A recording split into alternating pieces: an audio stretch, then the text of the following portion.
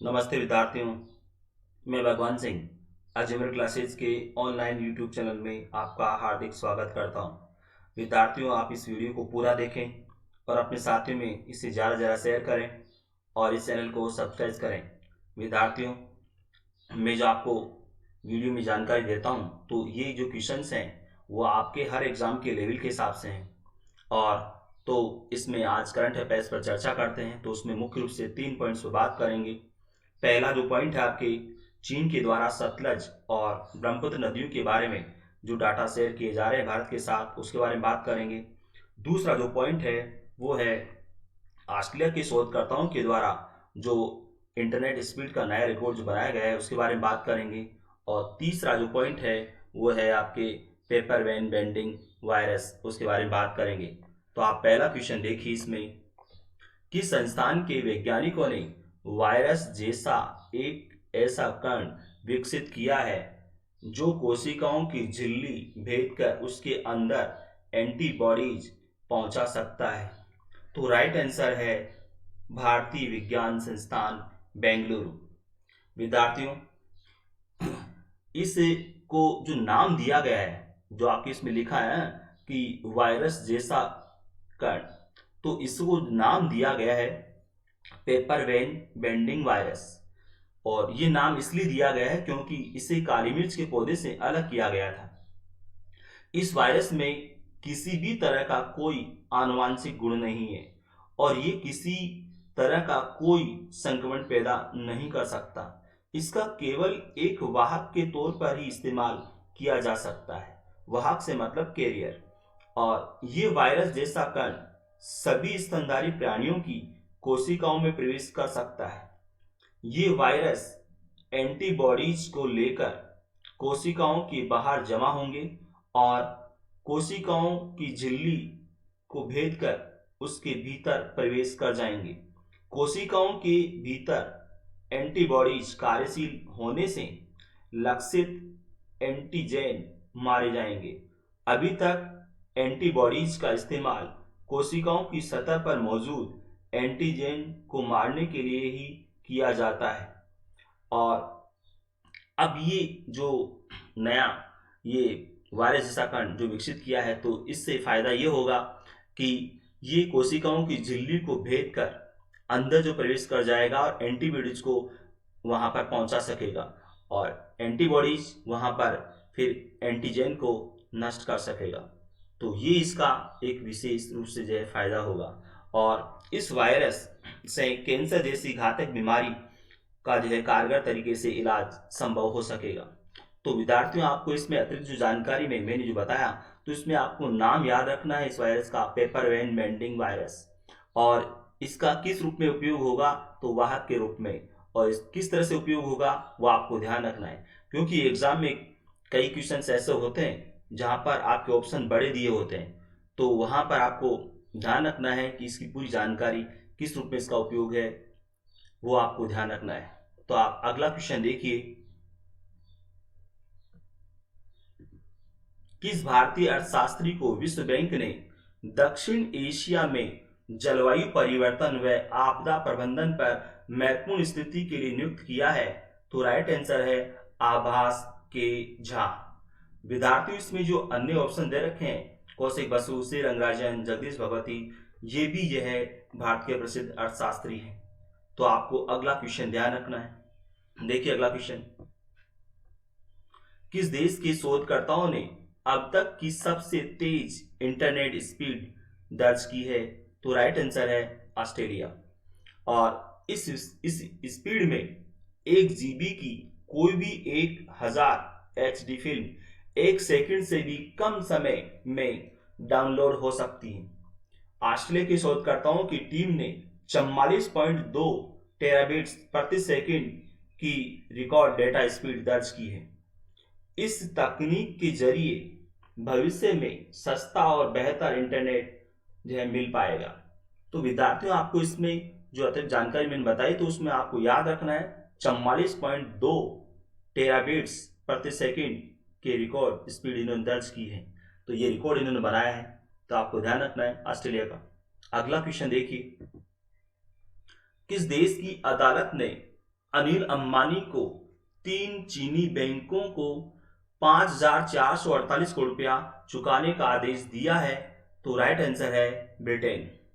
और विद्यार्थियों, मैं आपको इसके बारे में अधिक जानकारी दूं कि पर्सनल गारंटी के मामले में लंदन की एक अदालत ने अनिल अंबानी को 3 चीनी बैंकों को 21 दिन के भीतर 5,448 करोड़ रुपए चुकाने का आदेश दिया है। ये मामला रिलायंस कम्युनिकेशन की ओर से 2012 में लिए कॉरपोरेट लोन से जुड़ा हुआ है। और आप जानते हो अनिल अंबानी मुकेश अंबानी के छोटे भाई हैं। तो आपको इसमें अतिरिक्त जानकारी याद रखनी है कि लंदन की अदालत ने इनको ये आदेश दिया है और कंपनी जो है, जो चीन की है, तीन जो है कंपनी की, 3 जो चीन की जो बैंक हैं उनको जो है ये जो लोन चुकाने का आदेश दिया है, क्योंकि इन्होंने उन चीनी की जो बैंकों से लोन लिया था। और कब लिया था? तो 2012 की बात है, जब इन्होंने रिलायंस कम्युनिकेशन के लिए ये लोन लिया था। तो आप अगला क्वेश्चन देखिए इसमें, जेट एयरवेज की दिवालिया समाधान प्रक्रिया को पूरा करने की समय सीमा को कब तक के लिए बढ़ा दिया गया है? तो राइट आंसर है 21 अगस्त 2020। और ये समय सीमा पहले 13 जून तय की गई थी, जो इसमें आपके अभी जो आंसर दे रखा है 21 अगस्त 2020। तो पहले ये दिवालिया समाधान प्रक्रिया को पूरा करने की समय सीमा 13 जून तय की गई थी, तो अब इसको बढ़ाकर 21 अगस्त 2020 कर दी गई है।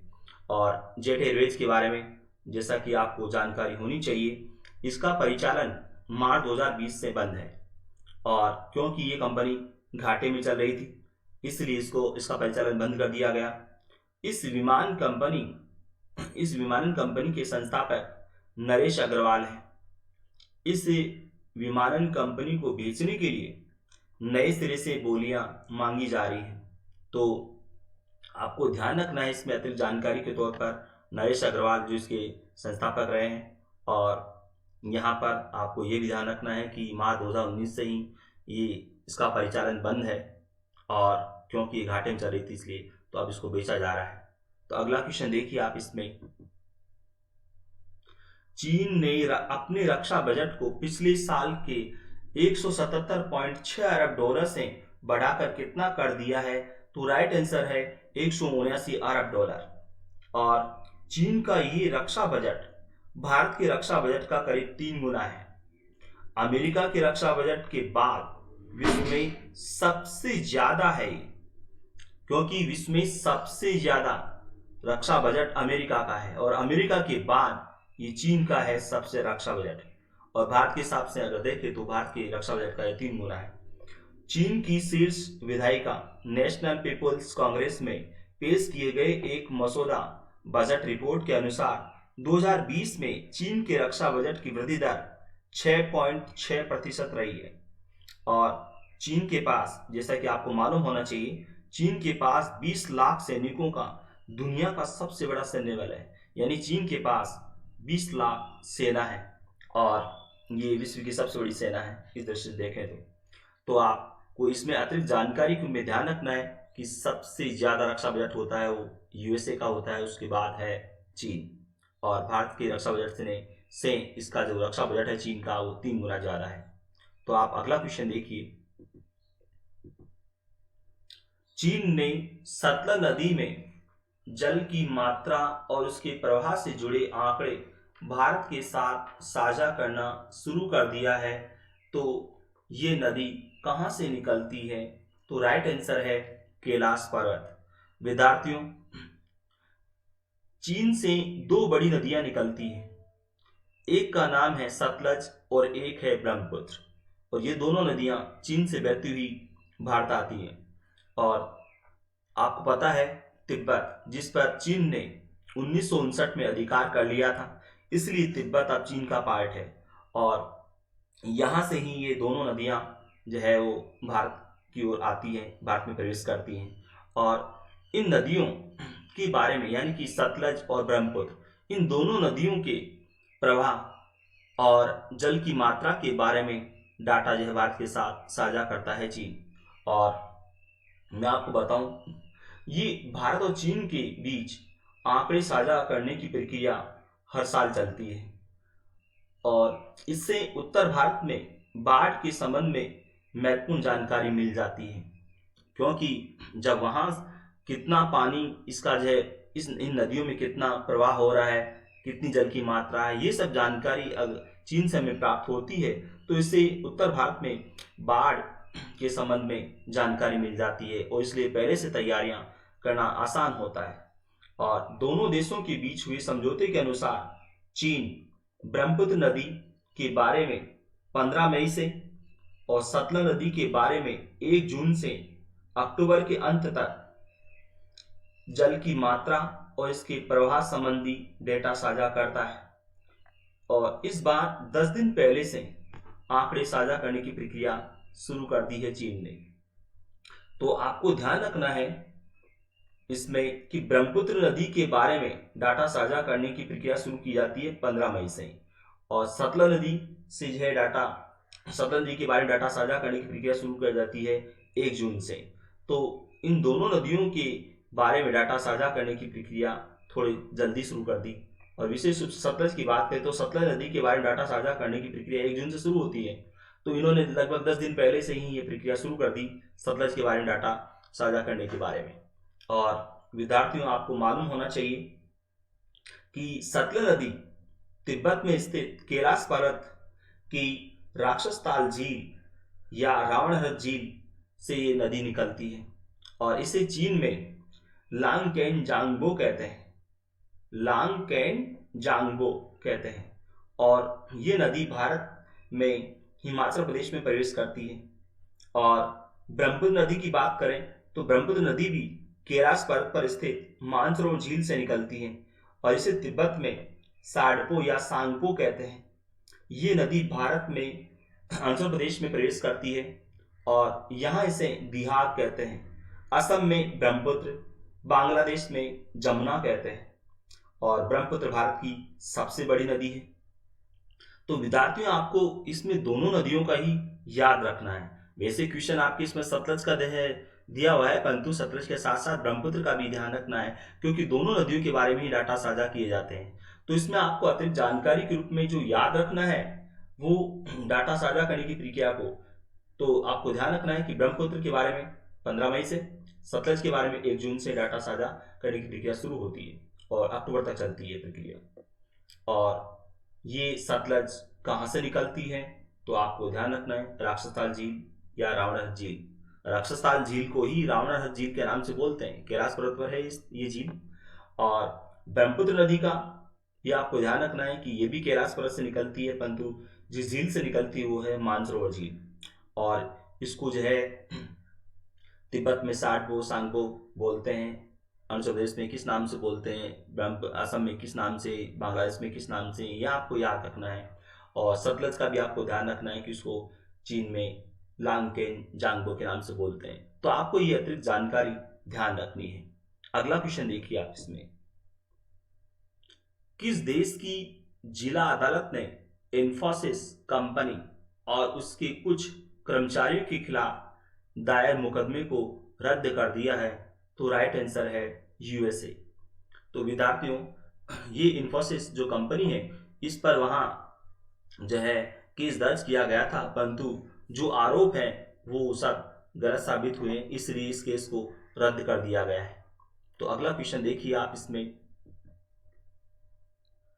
Rating agency Moody's investors service ने अपनी नई रिपोर्ट में वित्त वर्ष 2020-21 में भारतीय अर्थव्यवस्था की सकल घरेलू उत्पाद वृद्धि दर कितना रहने का अनुमान व्यक्त किया है? राइट आंसर है वास्तविक गिरावट। वास्तविक गिरावट से मतलब यहाँ नकारात्मक रहेगी वृद्धि दर, ये इसने अपने नए जो रिपोर्ट में बताया है। विद्यार्थियों, आपको पता होना चाहिए, मैंने पिछली वीडियो में इसके बारे में बताया था। मूडीज ने पहले जो है भारत की जीडीपी के बारे में जो अनुमान व्यक्त किया गया था इसके द्वारा कि भारत की जीडीपी 0 जो है रहेगी, 0% रहेगी, परंतु अब नई रिपोर्ट में इन्होंने बताया है कि भारत की जो जीडीपी की जो दर है, वृद्धि दर, वो नकारात्मक रहेगी, यानी कि वास्तविक गिरावट रहेगी। ये मूडीज का क्वेश्चन भी आपको ध्यान रखना है। विद्यार्थियों, जब भी इस तरह की जो इकोनॉमिक्स से संबंधित जो आपके डाटा हैं तो वो जब बदलते रहते हैं तो उस हिसाब से मैं आपको उसके बारे में जानकारी देता रहता हूँ, क्योंकि एग्ज़ाम में जो लेटेस्ट जो डाटा होते हैं उनके बारे में क्वेश्चंस पूछे जाते हैं। तो मैं आपको इसके बारे में जैसे जैसे ये डाटा आते रहेंगे तो मैं आपको उसके बारे में जानकारी देता रहूँगा। और इसमें आप अगला क्वेश्चन देखिए। नाओमी ओसाका किस देश की महिला टेनिस खिलाड़ी है जो कि अमेरिका की व्यावसायिक पत्रिका जिसका नाम है फोर्ब्स। मैं दोबारा इस क्वेश्चन को बोलूं। नाओमी ओसाका किस देश की महिला टेनिस खिलाड़ी है जो कि अमेरिका की व्यावसायिक मैगजीन फोर्ब्स के अनुसार पिछले 12 महीनों में सबसे ज्यादा धन कमाने वाली टेनिस खिलाड़ी है? तो राइट आंसर है जापान। तो ये नाओमी ओसाका जापान की टेनिस खिलाड़ी है। और इनके बारे में आपको बताऊं, नाओमी ओसाका ने पिछले 12 महीनों में 3 करोड़ 74 लाख डॉलर कमाए हैं। और इनके बाद अमेरिकी खिलाड़ी सेरेना विलियम्स ने 3 करोड़ 60 लाख डॉलर कमाए हैं। तो यानी इनके बाद सबसे ज्यादा धन कमाने वाली जो टेनिस खिलाड़ी है वो सेरेना विलियम्स है और नंबर 1 नाओमी ओसाका है। तो आपको अगला क्वेश्चन देखना है। पूजा ढांडा किस खेल से संबंधित है? तो राइट आंसर है कुश्ती। तो क्योंकि ये अंतर्राष्ट्रीय स्तर की खिलाड़ी हैं पूजा ढांडा। और विद्यार्थियों, आपको ये वीडियो कैसा लगा? लाइक करें, सब्सक्राइब करें। धन्यवाद।